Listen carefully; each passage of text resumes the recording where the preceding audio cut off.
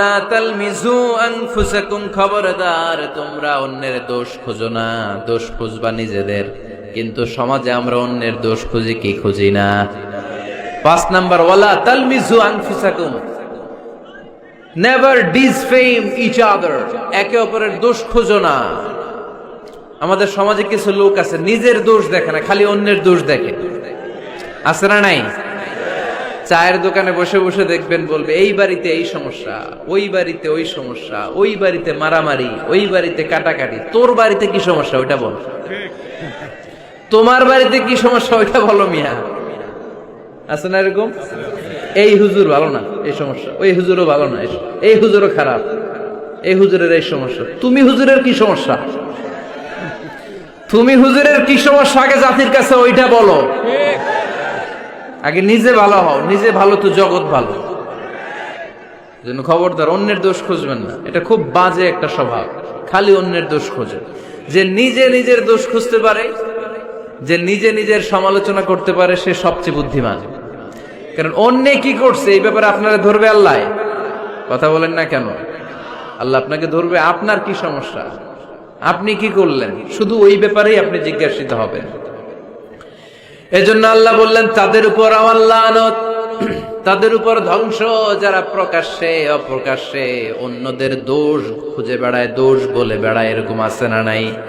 আল্লাহ লানত দিয়ে বললেন ওয়াইলুল লিকুল্লি হুমাযাতিল লুমাযা, গোপনে দোষ খোঁজে প্রকাশ্যে দোষ বলে, তাদের উপর আল্লাহ লানাত। হুমাযাতিল লুমাযা, এই লুমাযা শব্দ থেকে আল্লাহ এনেছেন ওয়ালা তালমিজু আনফুসাকুম, একে অপরের দোষ খোঁজো না, নিজের দোষ খোঁজো, সেই সবচেয়ে বুদ্ধিমান। তাহলে আমরা আত্মসমালোচনা করব। কি করব? খেয়াল রাখবেন, সবচেয়ে খারাপ হচ্ছে সমালোচনা। সবচেয়ে খারাপ কি? তারপর কিছুটা ভালো যেটা, সেটা হচ্ছে আলোচনা। সেটা কি? আলোচনা। সবচেয়ে ভালো হচ্ছে আত্মসমালোচনা। সবচেয়ে ভালো কি? তাহলে 3টা বললাম। এক হচ্ছে সমালোচনা, আমরা করব না, আমরা করব আলোচনা, আর সবচেয়ে বেশি করব আত্মসমালোচনা, সেলফ ক্রিটিসিজম।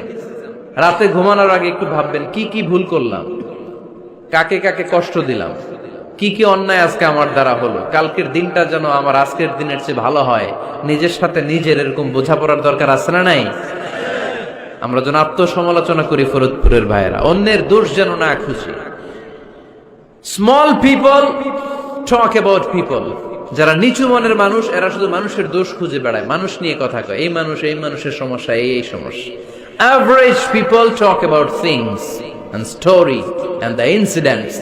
যারা মাঝারি মনের মানুষ, তারা বিভিন্ন ঘটনা নিয়ে কথা বলে, বিভিন্ন বিষয় নিয়ে কথা বলে। আর গ্রেট পিপল, যারা মহামানুষ, they talk about ideas, তারা নতুন নতুন আইডিয়া নিয়ে কথা বলে।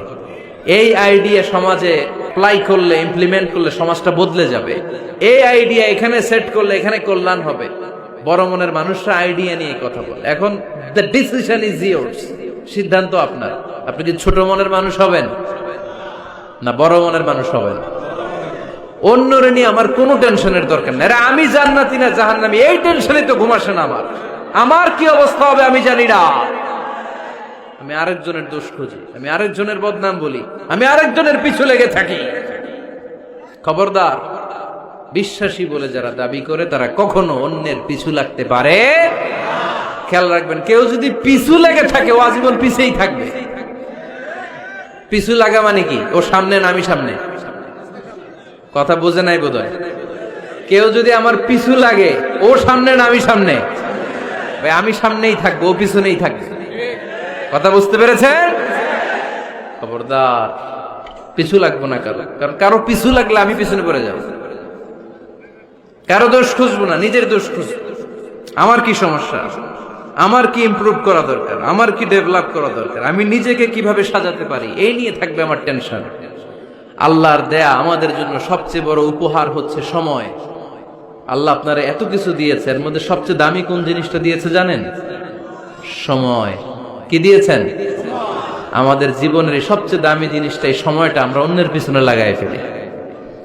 অন্যের দোষ খুঁজতে খুঁজতে অন্যের এই সময়টা দিয়ে দিই, নিজের সময় নিজের কাজে লাগাতে পারি না, তাই না?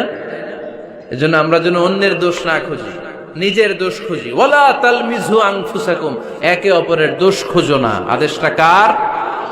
আওয়াজ করে বলতে হবে, আদেশটা কার?